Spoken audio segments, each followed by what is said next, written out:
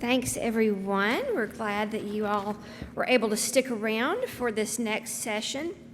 We're going to focus on EVs and infrastructure. So the name of the session is Informed Infrastructure Investment, Opportunities for Successful EV Infrastructure Rollout. I'm Molly Cripps. I'm the Director of the State Energy Office for the state of Tennessee. We're going to have three presenters here today. Karen Glitman, she is the Senior Director for Transportation and Distributed Energy Resource Markets for the Center for Sustainable Energy.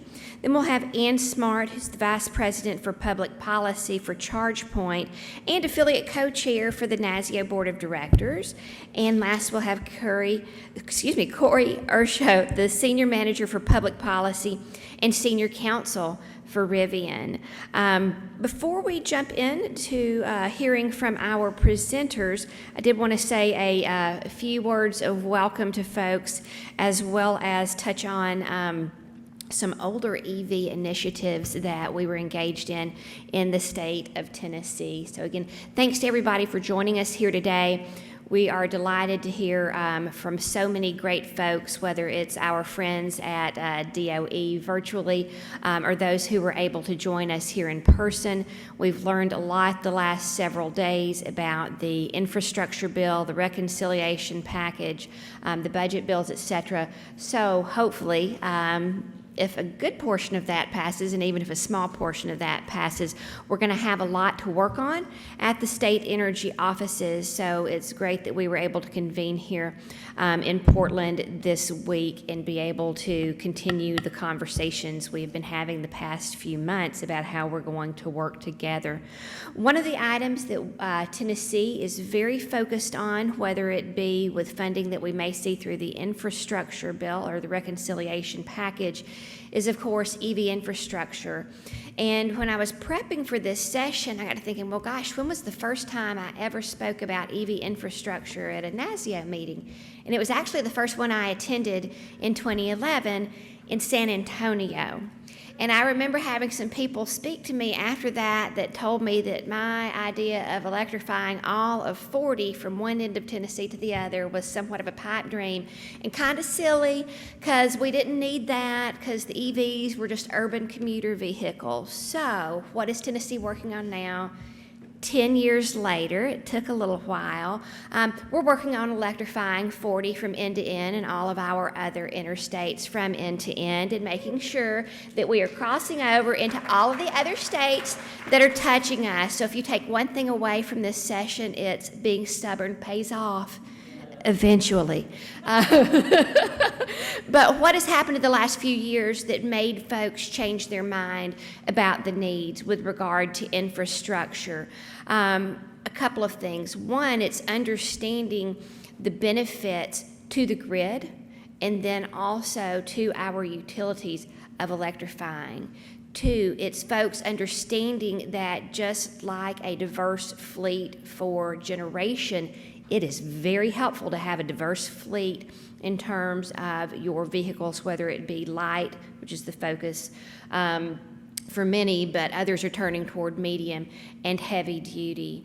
Third, funding, frankly. The Volkswagen settlement positioned us to be able to focus on what was a dream state for me for so many years, but knowing that was something that had to become a reality so that we would have more folks who could travel throughout the state and be able to get from those urban centers to our rural areas, to be able to use electric vehicles in their fleet. And I think with that momentum that we had from the Volkswagen settlement, then we were able to light a fire under others within the state, particularly Tennessee Valley Authority, saying, oh gosh, well, we need to do this along with you all, and how can we help? So it's been a great partnership that we have been able to build across our utilities, whether it's the local power companies or Tennessee Valley Authority, and then working with our Clean Cities coalitions within Tennessee and the State Energy Office and many other partners. So the last folks that we have pulled in, or I shouldn't say the last, they have been engaged all along the way, is our Department of Transportation folks. Now, in terms of the dollars to put toward infrastructure, that's where they've been the last to the conversation because, as many of you all know, it's been a bit more difficult to figure out how to use those federal funds that are flowing through FHWA and to the Departments of Transportation. So we will likely touch on some of that today. But know that that's something that DOE is focused on, NASEO is focused on, and we very much want the state energy offices to be partners with our Departments of Transportation in our state and to be able to assist not just at the state level, but at the national level as well. So for those of you who are interested in what can occur over the next several years in terms of building out infrastructure in your state or in your territory, please let us know how we can be of assistance here at NASEO. So without further ado, I will turn it over to our panelists, and we'll begin with Karen to say a few words again before we move into the Q&A. Thank you, Molly, and it's a delight to be here with NASEO and to see so many of you after a few years apart. And we can really recognize each other just by our eyes, I've noticed. So it's interesting, you talk about beginning work on EV infrastructure, and I'll just tell a quick story and then get into where we are today. So I actually first began working on electric vehicles in the 1990s when we had funding from the Department of Defense to do cold weather testing, and that money ran through the state DOT where I worked. And so the state DOT was very involved in that early testing. So the arc of this story goes from the backyard tinkerers taking out internal combustion engines, trying to see if Zebra batteries before lithium ion could actually work. We actually deployed the first 3 level 1 charging stations in the state to service this retrofitted vehicle. Those stations have since been upgraded. But it was actually the Department of Defense funds that first came in. And I recall very vividly meeting with my colleagues at the Energy Office and at the Natural Resources Office, and we were literally sitting around a circular table with this idea of electric vehicles and who owns them and what is this about. And it was sort of some finger pointing, not us, it's you. And so we certainly see around the country that the ownership of this issue varies. In some cases, it is the state DOT. It's very rarely is it that, but sometimes it's a state energy office, could be the health agency, could be the commerce. But in this story of going from those backyard tinkerers and seeing the evolution of this technology, the excitement here this week is palpable. This sense that we are no longer talking about change is coming, change is here. We have seems to be hitting that inflection point from going from linear adoption to exponential adoption, that realignment and this energy transition. It is really an honor to be at this stage in this diffusion of this new technology. And I would say with or without the federal funds, those will obviously be an incredible accelerant, but this change is underway regardless. We hear it from the OEMs who are deploying their own charging networks. VW, Ford, GM, and of course Tesla are already out there. We see utilities investing in it. We even see retail fuel dealers, Shell, and we see convenience stores like 7-Eleven making this large investment in charging infrastructure. And with that is coming a land rush for where are these charging stations going to be placed. And that's where I think policy can play a really important role in ensuring that they're placed in an equitable fashion and making sure that they're there where they can be accessed by all types of folks, whether they are single-family dwellers, household dwellers, or multi-unit dwellers. And one of the things we found in our work through the Center for Sustainable Energy is we had done some research projects and gathered some data on where people charge, especially focused on LMI populations, low moderate income populations.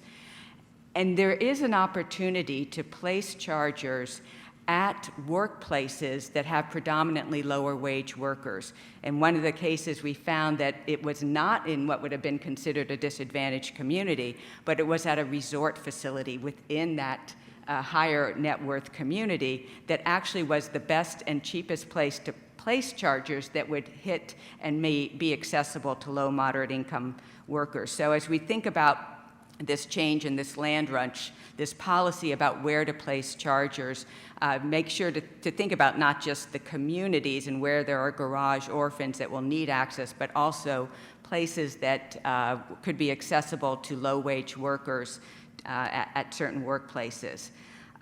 Two other points in terms of where we are and some thinking about this incredible acceleration and the role for data. I mean, we've heard it a few times, that notion of making data-informed decisions, but those can really underpin the goals. You know, certainly early on with the very first chargers, it was whoever raised their hand got a charger at their location. And this is that opportunity which I think is one of the excitement of this era, is where transportation data and utility and energy data, that Venn diagram where they're intersecting, making sure that chargers are placed not just where they can be well served by the grid, where there's the transformers or the substations where there's capacity, but also where people travel. And that creates that, you know, sort of my final point is this coordination. State DOTs have a wealth of data on travel behavior, where people go, when they go, how long they stay in different places, why they go, origin, destination, and being able to marry that with utility data to make sure that stations are being placed most efficiently. So I think that, you know, reporting of the data, and that data will help inform where stations are being used.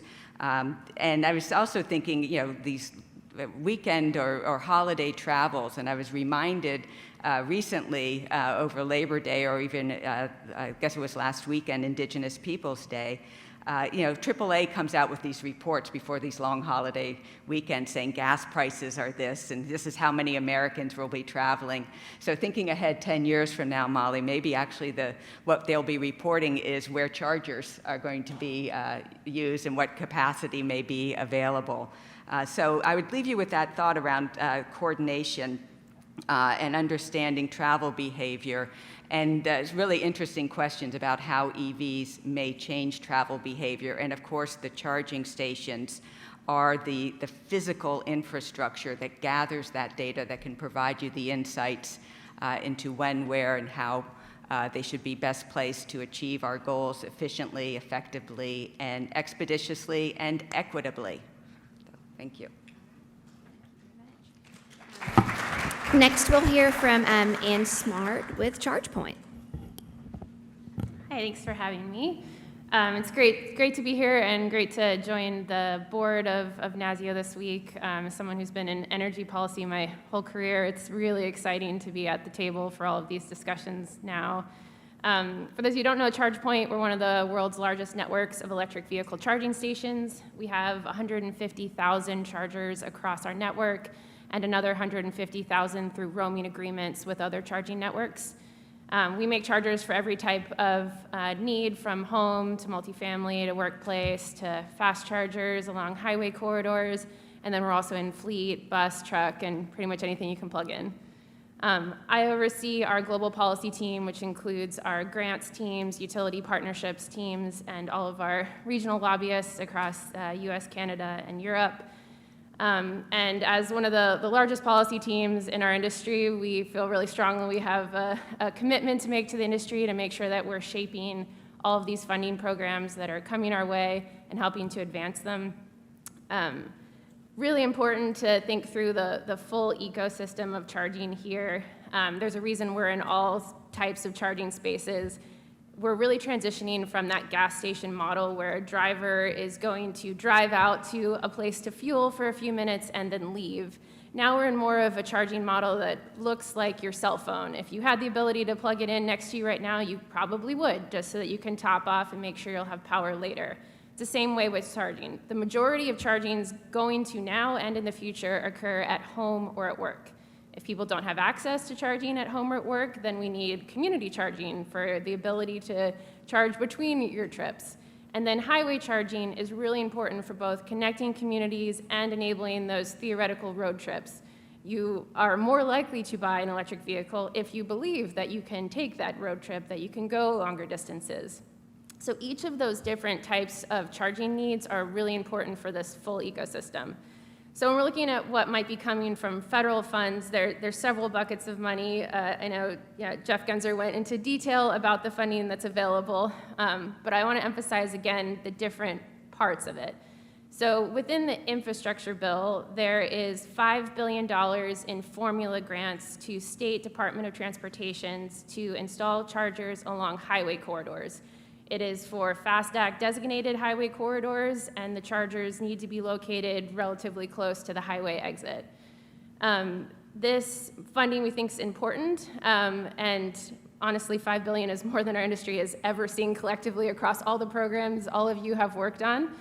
But it also creates some challenges. As Jeff mentioned earlier, this money is currently supposed to go through state DOTs, and we've spent the past 4 or 5 years working with many of you on the Volkswagen settlement funding for charging programs that do exactly this.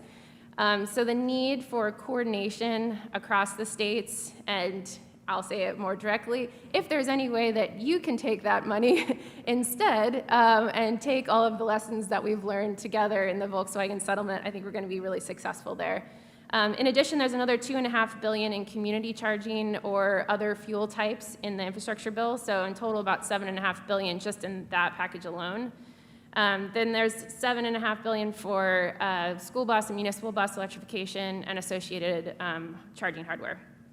Separately, in reconciliation, which is still getting worked out, and we don't know the total amount of money that'll make it through negotiations, there is an expansion and extension of the 30C federal tax credit, which honestly, if this goes through, will be a game changer. Right now, there's a cap of up to 30% or $30,000 per address, depending on who you ask for an interpretation.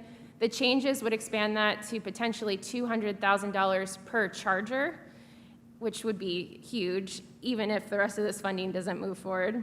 And then in addition to that, as Michael DOE mentioned earlier, there is likely to be a significant charging rebate program that will get into more of your level 2 charging, your workplace, multifamily, as well as fleet and community and public fast charging. We're still figuring out where that's going to go. I think DOE is still determining where that will go and what the role of the state agencies might be in helping disperse that funding, so lots of opportunity to influence that right now. And then lastly, we're really excited about the potential for funding for truck charging depots and medium and heavy duty charging in general. There is some language in the reconciliation that would set up programs for grants there as well. We think this is really important for expanding fleet charging capabilities, and again, needs significant state coordination to make sure that we are determining the appropriate places to use this funding and helping prepare other state policies for the amount of charging need that we're going to need at these sites. This could be more than a megawatt of power for putting in chargers here. Lots of coordination needed. So overall, this is, even just this federal funding, is more money than our industry has ever seen. While all this is being discussed, we still have Volkswagen settlement money in many of your states that we're continuing to plan for. Last count, I think we were up to 14 state programs in just the next 2 quarters, some of that being second and third phases. California, maybe in part due to the pending political issues there, passed an enormous EV investment for over $900 million for charging programs totally outside of Volkswagen, so money that CSE is helping distribute for rebate programs there. Our ask through all this is there's a lot of historical information that we have seen, both working with the agencies and CSE and other partners, on how to make these programs successful. We put out we call it a white paper, but it's more of a 2-pager on best practices that we've learned. Some aspects are very detailed, making sure that there's more than 2 chargers funded per site, making sure that we are requiring uptime, and we've worked with many of you to figure out the best way to define that, but looking at how do we ensure through grants and state funding that stations are up and running when drivers go to find them, and that they're staying operational throughout the life of those stations. And then at a higher level, with these programs, we've learned a lot about how we can coordinate other state policies to make it easier for these grant programs to be successful. An important part of this is ensuring that things like the role of the utility in the state in either supporting the install of charging stations or addressing things like demand charges and rate design are really critical to ensuring the success of these programs. We're really excited about some policies that have passed recently in California and programs we have in Colorado and Illinois that enable utilities to cover the cost of line extensions, which is the utility side of the meter installation costs, to simplify it a bit. One example being we worked closely with Colorado Energy Office and are actively working with them to complete a build out of mostly Appendix D funded, a little bit of CMAQ funded highway chargers. We were able to partner with Excel to also cover a portion of the installation costs, and then with private capital from businesses that are hosting the chargers, whether that's Fueling and Convenience or cities and other partners. Seeing those programs layer together seamlessly, rather than in other places where we may have a utility program that covers the cost of a charger and a state program that covers the cost of the charger, and they're different and conflicting, and we have to pick which one we go with. Want to see some coordination there across the board.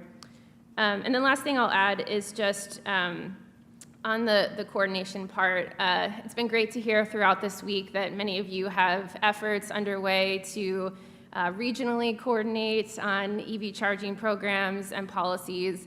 And I want to reiterate that if you're having regional meetings where there isn't anyone from the EV charging industry or any business that might be hosting an EV charger in the future, whether that's your regional Fueling and Convenience or convenience stores or truck stop operators, then you may not be leading down the right path for setting up those programs.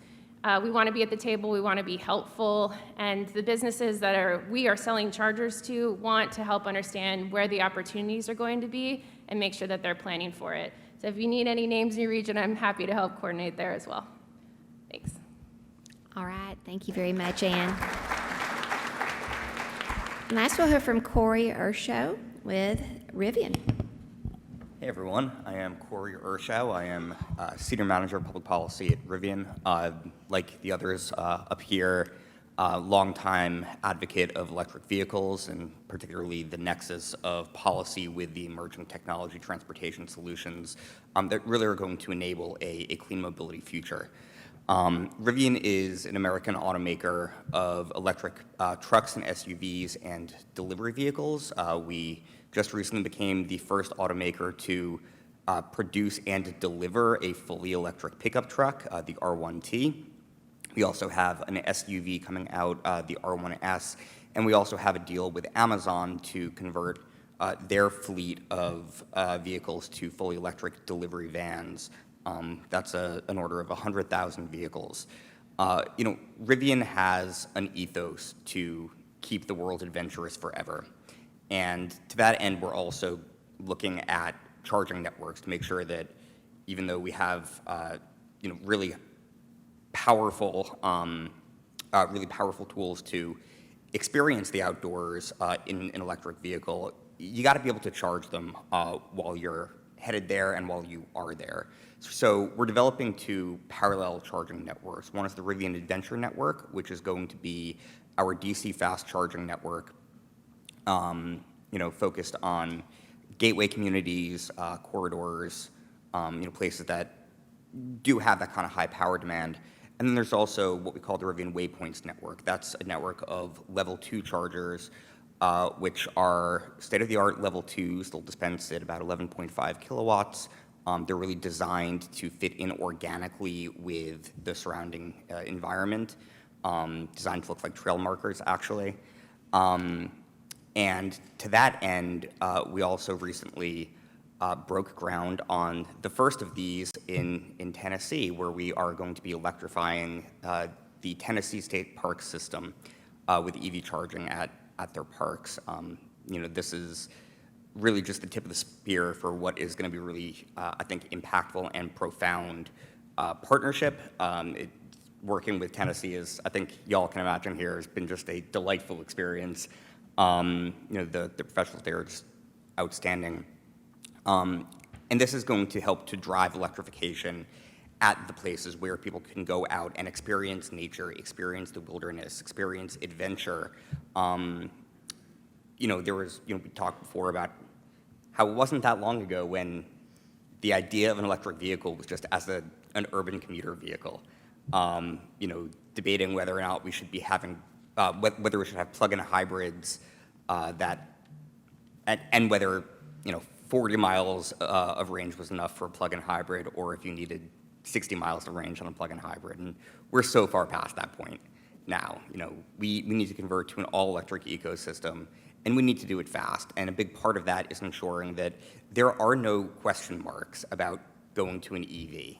Even if an EV is good 95% of the time, which is the refrain I heard years ago, EVs are great for 95% of your driving. Well, what about that other 5%? What about the road trip? What about when you're trying to go out hiking, climbing, camping on the weekends?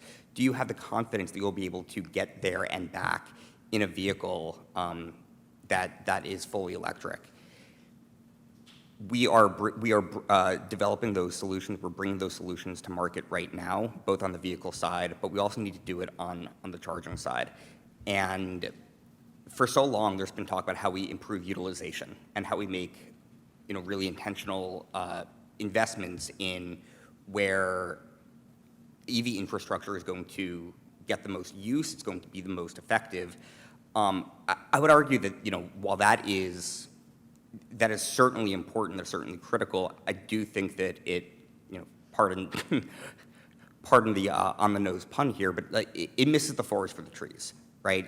We need to have charging even in places that's not necessarily going to see high utilization. We need it in those places where there may not even really be a business case to invest. And, I've been in the private sector for a long time now. There's a lot that the private sector can do on its own, just via free market solutions, but there are places where we're going to need more infrastructure, and that's not going to necessarily represent a great business case.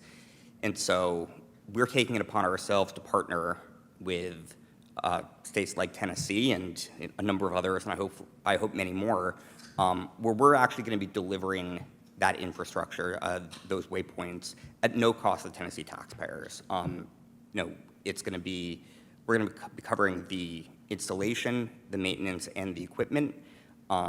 Tennessee has decided to forego charging or pricing electricity at those stations for, what is that, at least a year? At least a year. For at least a year, which is just such a tremendous signal for the importance of this program. And there is no profit motive for a program like this. It really is to drive electrification and to make sure that we have filled in all of those gaps that are so critical to transitioning to a fully electric future. I know a lot of folks in this room. I'm sure that we've already spoken to many of y'all, and I look forward to working with more of you to help keep your states adventurous forever. All right. Thank you very much, Corey.